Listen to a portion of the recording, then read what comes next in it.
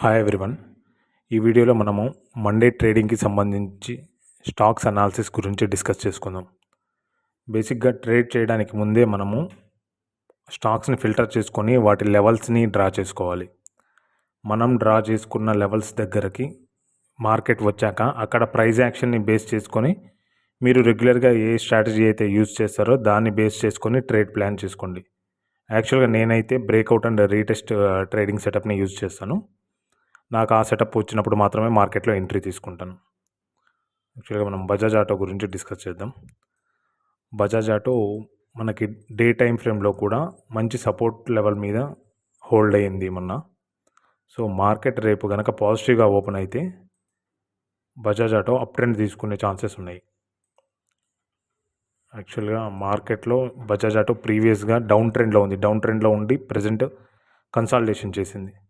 So once ఈ consolidation జరిగాక మార్కెట్లో ఇది కనుక ఈ హైని 9500 ఈ లెవెల్ని బ్రేక్ చేసి అప్ ట్రెండ్ తీసుకుంటే బ్రేక్అవుట్ అండ్ రీటెస్ట్ ట్రేడింగ్ స్ట్రాటజీని యూజ్ చేసి నేను ఎంట్రీ తీసుకుంటాను. లేదా ఈ లోస్ 9350 360 ఈ జోన్ని బ్రేక్ డౌన్ చేసి డౌన్ ట్రెండ్ తీసుకుంటే నేను డౌన్ సైడ్కి ట్రేడ్ ప్లాన్ చేస్తాను. దీన్ని బేస్ చేసి నేను బజాజ్ ఆటోలో ఎంట్రీ తీసుకుంటాను. నెక్స్ట్ ఇక మనం హీరో మోటోకార్ప్ గురించి డిస్కస్ చేస్తే హీరో మోటోకార్ప్ కూడా డే టైం ఫ్రేమ్లో ఒకసారి చెక్ చేద్దాం. డే టైం ఫ్రేమ్లో కూడా ప్రీవియస్గా ఉన్న సపోర్ట్ లెవెల్స్కి టచ్ అయింది. సో రేపు కనుక మార్కెట్ పాజిటివ్గా ఓపెన్ అయితే హీరో మోటోకార్ప్ కూడా ప్రీవియస్గా ఉన్న డౌన్ ట్రెండ్ని బ్రేక్అవుట్ ఇచ్చి థర్స్డే మళ్ళీ సేమ్ ఆ బ్రేక్అవుట్ చేసిన లెవెల్ని రీటెస్ట్ చేసి అప్ ట్రెండ్ తీసుకుంది. సో వన్స్ అగైన్ ఇది కనుక బ్రేక్అవుట్ చేసి ఈ లెవెల్స్ని అప్ ట్రెండ్ తీసుకుంటే మళ్ళీ మనము ట్రేడ్ ప్లాన్ చేసేటప్పుడు మీకు ఒకసారి బ్రేక్అవుట్ అండ్ రీటెస్ట్ గురించి చూపిస్తాను. ఈ లెవెల్స్లో ఓపెన్ అయ్యి బ్రేక్ చేసి ఈ లెవెల్ని మళ్ళీ సేమ్ అదే పాయింట్ని రీటెస్ట్ చేసింది అనుకోండి, ఈ పాయింట్లో మనం ఎంట్రీ తీసుకొని నెక్స్ట్ లెవెల్ వరకు హోల్డ్ చేయొచ్చు. ఈ పాయింట్స్లో ఎంట్రీ తీసుకొని నేనైతే బ్రేక్అవుట్ అండ్ రీటెస్ట్ సేమ్ ఇదే సెటప్ని యూజ్ చేస్తాను అన్ని స్టాక్స్కి. మీరు దాన్ని మీ ట్రేడింగ్ సెటప్ని బేస్ చేసుకొని చెక్ చేయండి. లేకుంటే ఈ బ్రేక్అవుట్ అండ్ రీటెస్ట్ని ఒకసారి చెక్ చేయండి. నెక్స్ట్ మనం మారుతిలో ట్రేడ్ ప్లాన్ గురించి డిస్కస్ చేస్తే మారుతి ఇది కూడా చాలా రోజుల నుంచి డౌన్ ట్రెండ్ తీసుకొని ప్రజెంట్ కన్సాలిడేషన్ జరుగుతుంది.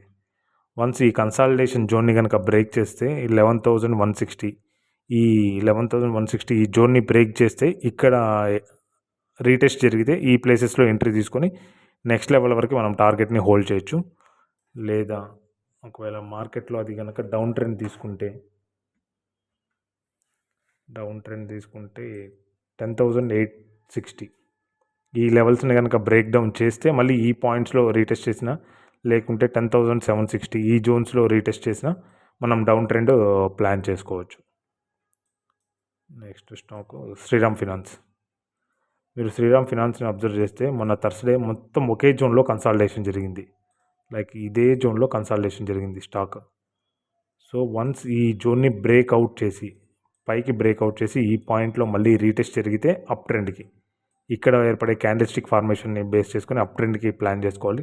లేదా బ్రేక్ డౌన్ చేసి ఇక్కడ ఏర్పడే క్యాండిల్ స్టిక్ ప్యాటర్న్ని బేస్ చేసుకొని రీటెస్ట్ చేశాక మళ్ళీ మనం డౌన్ ట్రెండ్కి ప్లాన్ చేసుకోవచ్చు. అంటే సెల్లింగ్ సైడ్కి, ఇది బయింగ్ సైడ్కి.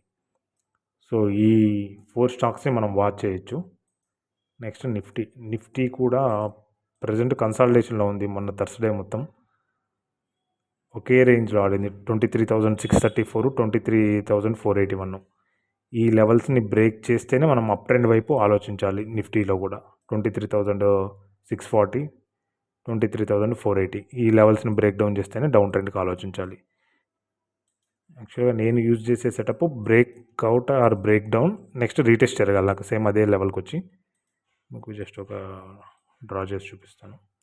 ఇవి 2 మేజర్ లెవెల్స్ అనుకోండి. నాకు ఈ లెవెల్ నుంచి మార్కెట్ స్టార్ట్ అయింది అనుకుంటే ఈ లెవెల్ని బ్రేక్ ఇచ్చాక మళ్ళీ అదే లెవెల్ని రీటెస్ట్ చేస్తే నేను నెక్స్ట్ లెవెల్ వరకు నా టార్గెట్ని ప్లేస్ చేసుకుంటా. అట్లా కాకుండా మార్కెట్ డౌన్ ట్రెండ్లో ఉందనుకోండి, ఫర్ ఎగ్జాంపుల్ ఇట్లా బ్రేక్ డౌన్ ఇచ్చింది అనుకోండి, ఈ లెవెల్ని బ్రేక్ డౌన్ చేశాక మళ్ళీ ఇదే పాయింట్ని రీటెస్ట్ చేసి మళ్ళీ డౌన్ ట్రెండ్ తీసుకుంటే ఇక్కడ ఏర్పడే క్యాండిల్ స్టిక్ ఫార్మేషన్ బేస్ చేసుకొని నేను సెల్లింగ్ సైడ్ ఆలోచిస్తాను. అదే ఇక్కడ ఏర్పడే క్యాండిల్ స్టిక్ ఫార్మేషన్ బేస్ చేసుకొని నేను బయింగ్ సైడ్ ఆలోచిస్తాను. ఓన్లీ ఇదే సెటప్‌ని యూజ్ చేసి నేను స్టాక్స్‌లో ఎంట్రీస్ తీసుకుంటూ ఉంటాను. మీరు కూడా ఒకసారి చెక్ చేయండి. ఏదైనా యూజ్‌ఫుల్ అనిపిస్తే ట్రై చేయండి. Thank you all.